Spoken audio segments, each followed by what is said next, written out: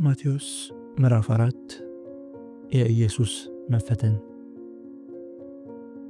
ከዚህ በኋላ መንፈስ ቅዱስ ኢየሱስን በዲያብሎስ ይፈተን ዘንድ ወደ ምድረ በዳ ወሰደው። 40 ቀንና 40 ሌሊት ከጾመ በኋላ ተራበ። ፈታኙም ወደ ኢየሱስ ቀርቦ የእግዚአብሔር ልጅ ከሆነ እነዚህን ድንጋዮች እንጀራ እንዲሆኑ እዘዝ አለው። ኢየሱስም ሰው ከእግዚአብሔር አፍ በሚወጣ ቃል ሁሉ እንጂ በእንጀራ ብቻ አይኖርም ተብሎ ተጽፏል ሲል መለሰለት። ቀጥሎም ዲያብሎስ ኢየሱስን ወደ ቅድስት ከተማ በመውሰድ ከቤተ መቅደሱም አናት ላይ አውጥቶ የእግዚአብሔር ልጅ ከሆነ ራስህን ወደ መሬት ወርወር፣ እንዲህ ተብሎ ተጽፏል፣ መላእክቱን ስላንተ ያዝልሃል፣ እግርህም ከድንጋይ ጋር እንዳይጋጭ በእጆቻቸው ያነሱሃል። ኢየሱስም እንደዚሁም በመጽሐፍት ጌታ አምላክህን አትፈታተነው ተብሎ ተጽፏል ብሎ መለሰለት። እንደገናም ዲያብሎስ ኢየሱስን እጅግ ከፍ ወዳለ ተራራ አወጣው። የዓለምን መንግሥታት ከነ ክብራቸው አሳየውና ወድቀ ብትሰግድልኝ ይህን ሁሉ እሰጥሃለሁ አለው። ኢየሱስም አንተ ሰይጣን ከፊቴ ራቅ፣ ለጌታ ለአምላክህ ስገድ፣ እርሱንም ብቻ አምልክ ተብሎ ተጽፏል አለው። ከዚያም ዲያብሎስ ትቶት ሄደ። መላእክትም መጥተው አገለገሉት።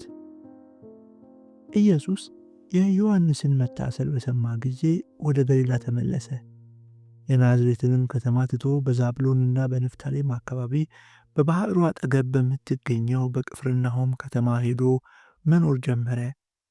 በዚህም በነቢዩ ኢሳይያስ እንዲህ ተብሎ የተነገረው ትንቢት ተፈጸመ።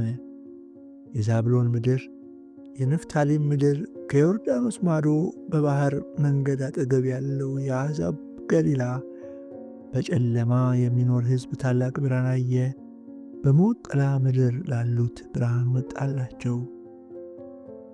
ከዚያ ጊዜ አንስቶ ኢየሱስ ንስሐ ግቡ፣ መንግሥተ ሰማያት ቀርባለችና እያለ መስበክ ጀመረ። ኢየሱስ በገሊላ ባሕር አጠገብ ሲያልፍ ሁለት ወንድማማቾች ማለትም ጴጥሮስ የተባለውን ስምዖንንና ወንድሙን እንድርያስን አያቸው። ዓሣ አጥማጆች ነበሩና መረባቸውን ወደ ባሕር ይጥሉ ነበር። ኢየሱስም ኑ ተከተሉኝ፣ ሰዎችን አጥማጆች አደርጋቸዋለሁ አላቸው። ወዲያው መረባቸውን ትተው ተከተሉት።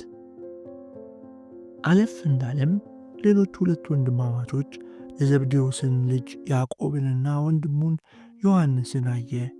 ከአባታቸው ከዘብዴዎስ ጋር በጀልባ ሆነው መረባቸውን ያበጁ ነበር። ኢየሱስም ጠራቸው።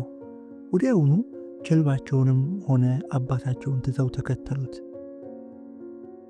ኢየሱስም በምኵራቦቻቸው እያስተማረ የእግዚአብሔርን መንግሥት የምሥራች ቃል እየሰበከ በሕዝቡ መካከል ማንኛውንም ደዌና ሕመም እየፈወሰ በመላው ገሊላ ይዘዋወር ነበር። ከዚህም የተነሳ ዝናው በመላዋ ሶርያ ተሰማ።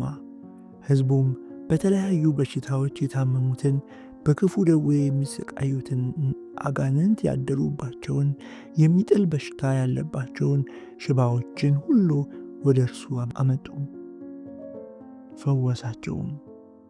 ከዚህም የተነሳ ከገሊላ ከ10 ከተማ ከኢየሩሳሌም ከይሁዳና ከዮርዳኖስ ማዶ የመጡ ብዙ ሰዎች ተከተሉት።